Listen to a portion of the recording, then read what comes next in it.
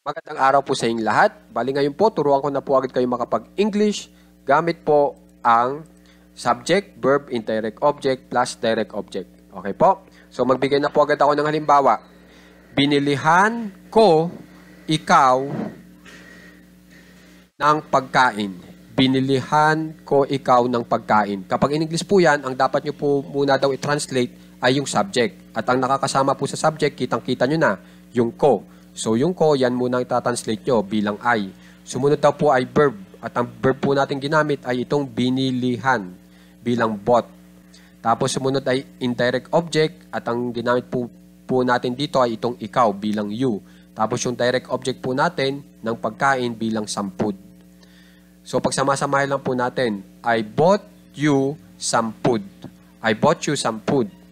Yan na po ang tamang pag-translate sa binilihan ko ikaw ng pagkain sa English. Okay? Pag tinranslate po natin yon sa English, I bought you some food. Okay po? Isa pa pong halimbawa. Subukan naman natin itong pinadalhan. Pinadalhan mo ako ng liham. Pag in English po yan, yung mo po muna. At alam nyo na kung bakit. Kasi yan yung subject. You. Sumunod ay verb at ang verb po natin ay pinadalhan.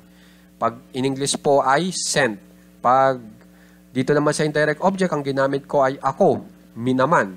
At dito sa direct object, ang ginamit natin ay ng liham, a letter. Pag samasamahin lang natin, you sent me a letter.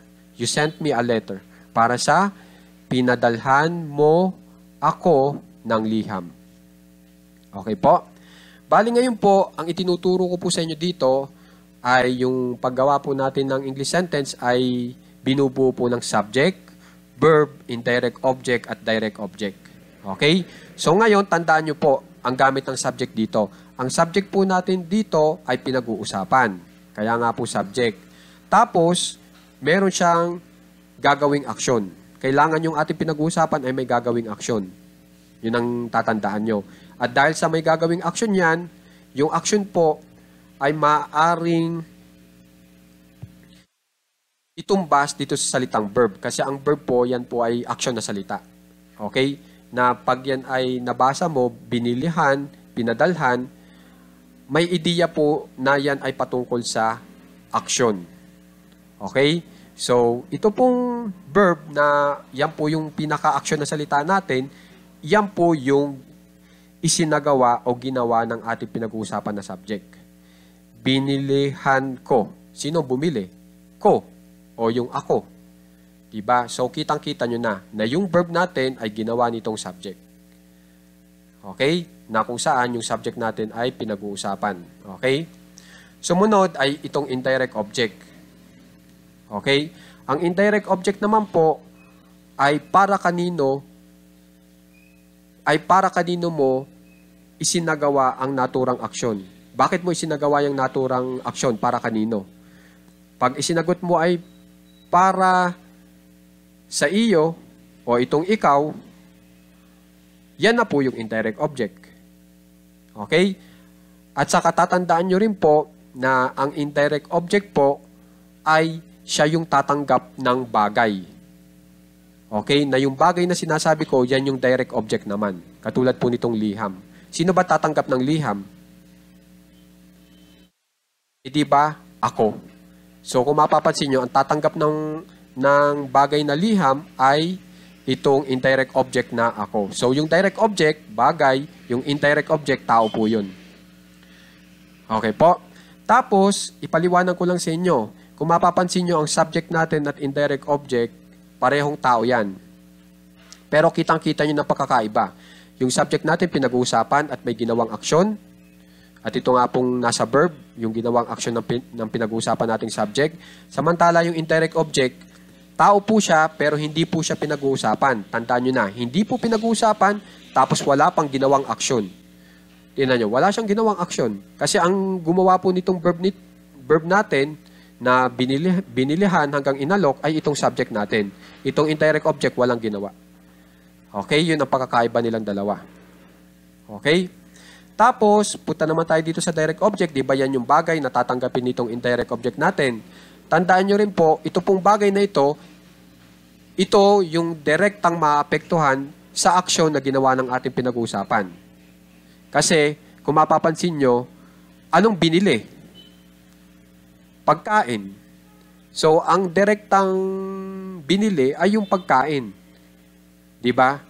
So, ang ibig ko lang sabihin, ang direct object po, siya yung direktang apektado sa aksyon na ginawa ng ating pinag-uusapan. Kasi, itong pagkain, siya yung binili.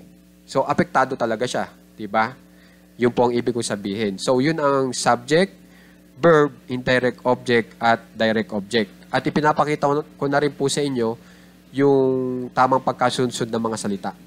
Pero may pagkakataon din po na kung saan ay nagkakabaliktad po ng posisyon itong indirect object natin sa direct object. May pagkakataon din pong ganyan na may ganyang sitwasyon. Pero dito, ang itinuturo ko pa lamang po ay itong pagkasunod-sunod na kung saan yung indirect object po natin ay nauuna sa direct object. Okay? So, tatandaan nyo kasi baka malito kayo bigla. Bakit yung direct object nasa mas una kaysa sa indirect object? May pagkakataon pong magkaroon ng ganong kaso. Pero dito sa ating pinag-uusapan o tinatalakay ay una po ang indirect object. Okay?